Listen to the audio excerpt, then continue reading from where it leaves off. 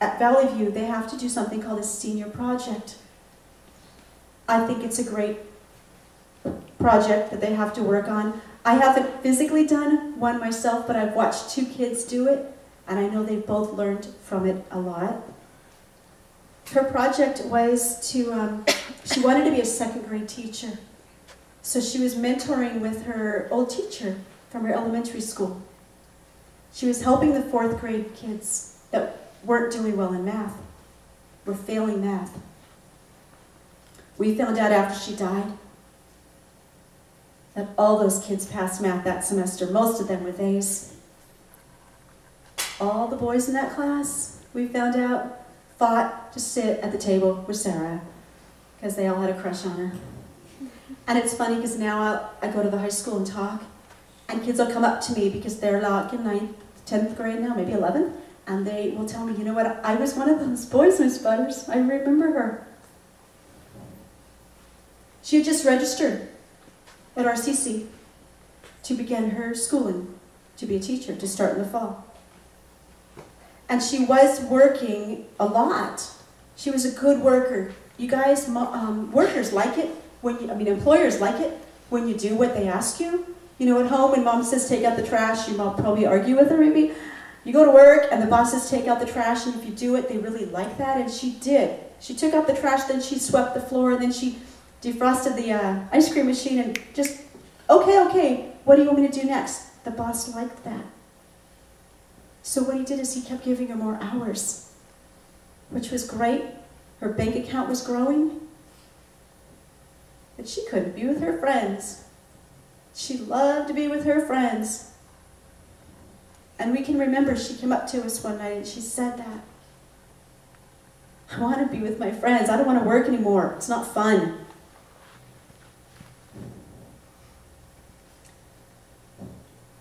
We had to remind her, this is what life is all about.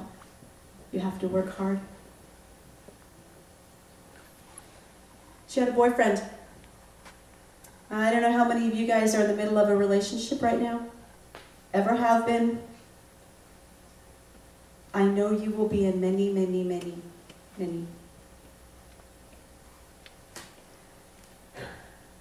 The only word I can use for that is drama.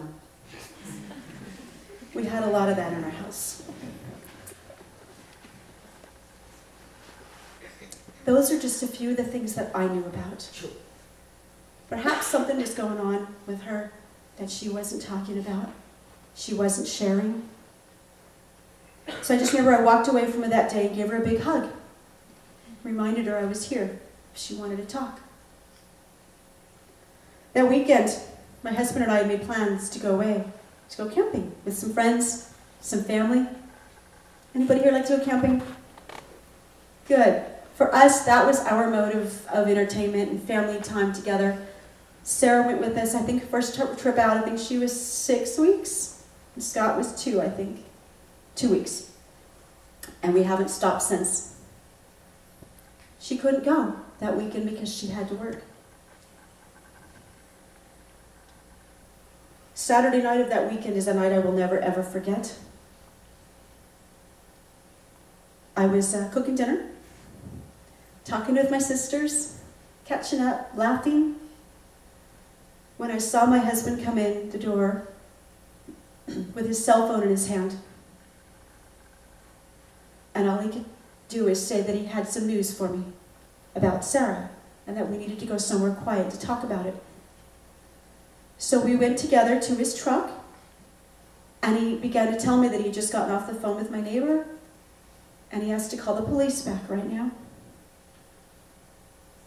Guys, this is the call, or a kind of a call, that your mom, your dad, never, ever want to receive. I watched him dial the police phone number. I heard him say his name, his relationship to S.A.R.A., his address, and then I heard somebody talking to him. I heard him say 3 words, "Is that confirmed?" I don't know if he said thank you or goodbye, he just stopped talking. He wouldn't look at me right away. And I remember asking him, honey, what's going on? What did S.A.R.A. do? What's going on? He said, Joan, they've just found her. S.A.R.A.'s hung herself.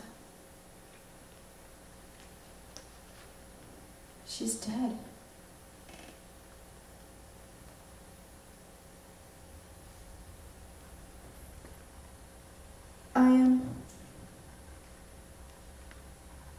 I didn't cry. I couldn't move. Neither one of us could move for what seemed like forever. Finally, we realized we needed to move. We needed to open the door, get out of the truck, go home. So we went and we told everybody we were camped with what happened, which wasn't easy. And then we started driving home. It was the longest 3-hour drive that I'd ever had.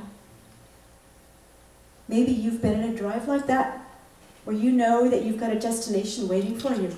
You can't wait to get there. You can't, it's going to be so great. Or maybe it's not. And that's what I was experiencing, is I wanted to get there. But I knew when I got there, my life would be completely different. I wanted to go home and go see my son. But knowing that my life would change. I remember when we pulled into our street, and we live on a cul-de-sac. Do you guys know what that is? It's like a dead-end street. Really quiet, which is why we like to live there. I fully expected to see some activity. You know, like you see in the movies, the yellow tape around the house and stuff. Nothing like that. There was nothing going on in front of my house. And I saw my son come out of his friend's house. I had been calling him all the way home. Check in with him, asking him really silly questions, like, hey Scott, where are you? Did you eat?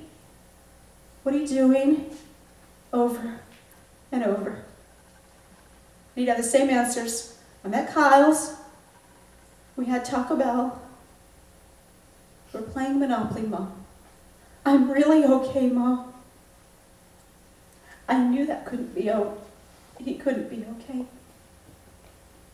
I remember when I got out of the car and I saw him, and I just hugged him so tight, and I realized, this is my only child now. And then my husband came and joined the hug, and I realized, this is my family. This is my family now.